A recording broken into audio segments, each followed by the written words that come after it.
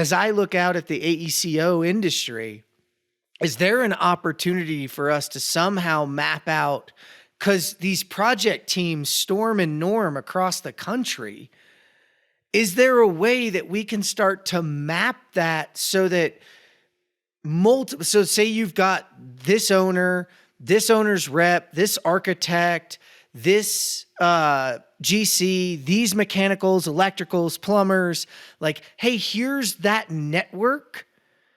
And here's how we start to overlay it and understand how we don't just storm and norm on every project. We show up and we're almost storming before we even norm, like, because we already know.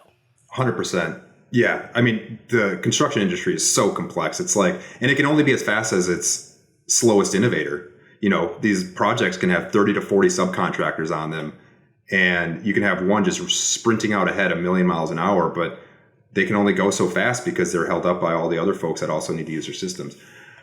I'll say that, you know, I think at an industry level, that's hugely important. I think software vendors, they're part of their job and responsibility is to begin integrating these processes. I think there's a huge pot of gold at the end of that, whoever can figure that out. I want to say that the reason I'm focused more on the construction firms themselves is because I think that's the biggest roadblock at the moment to tech adoption. Is construction companies need to get better at understanding how to successfully manage change within their organizations. And I'm glad you brought up Procore, because that's the topic du jour, right?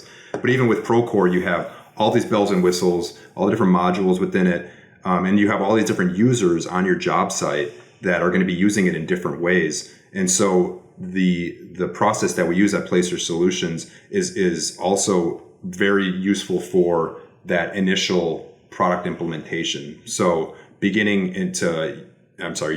the process to begin to understand your users around the organization, and then set yourself up for success during the Procore implementation is an area that this works as well. So I'm glad you brought that up.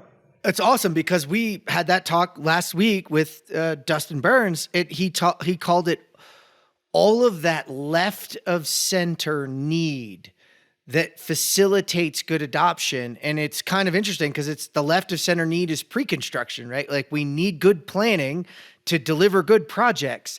And far too often we're like, ooh, shiny toy, gonna work. Even if we do it like it matches my process. So yes, it's great here. And then we just chuck it and we're like, see ya, we're out. Doesn't work. So you're talking about amplifying that left of center and not just looking at it programmatically from like, hey, here's the things we need to do. You're looking at it from a people perspective. That's right. Here's the super user who's going to be using Procore every day out on a project. Let's get their feedback. Or here's the user that's dependent on Procore and the data that Procore is gathering. Let's get their input, and then use that from day one to put together an implementation plan that is much more likely to be successful, because you've taken that step of putting together all the business requirements and talking to users from the get-go. So yeah, that's exactly it.